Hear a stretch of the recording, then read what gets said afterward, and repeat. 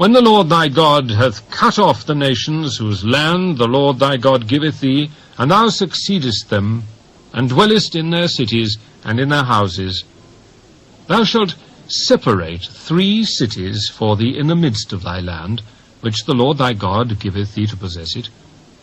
Thou shalt prepare thee a way, and divide the coasts of the land which the Lord thy God giveth thee to inherit into 3 parts, that every slayer may flee thither.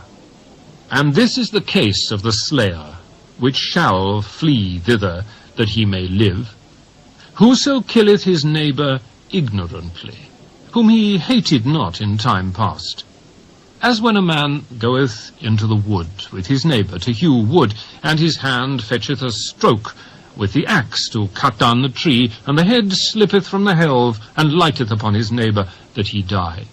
He shall flee unto one of those cities, and live, lest the avenger of the blood pursue the slayer while his heart is hot, and overtake him because the way is long, and slay him. Whereas he was not worthy of death, inasmuch as he hated him not in time past. Wherefore I command thee, saying, Thou shalt separate 3 cities for thee.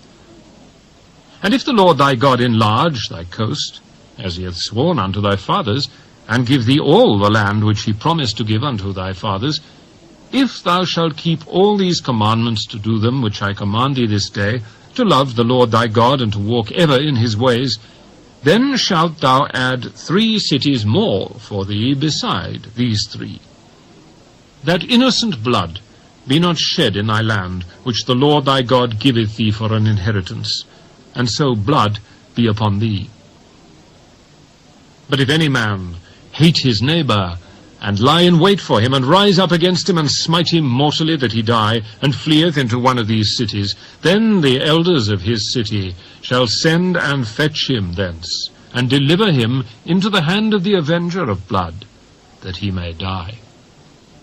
Thine eye shall not pity him, but thou shalt put away the guilt of innocent blood from Israel, that it may go well with thee. Thou shalt not remove thy neighbour's landmark, which they of old time have set in thine inheritance, which thou shalt inherit in the land that the Lord thy God giveth thee to possess it.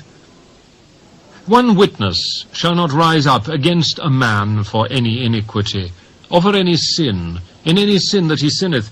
At the mouth of 2 witnesses, or at the mouth of 3 witnesses, shall the matter be established. If a false witness rise up against any man to testify against him that which is wrong, then both the men between whom the controversy is shall stand before the Lord, before the priests and the judges, which shall be in those days. And the judges shall make diligent inquisition. And behold, if the witness be a false witness, and hath testified falsely against his brother, then shall ye do unto him as he had thought to have done unto his brother. So shalt thou put the evil away from among you.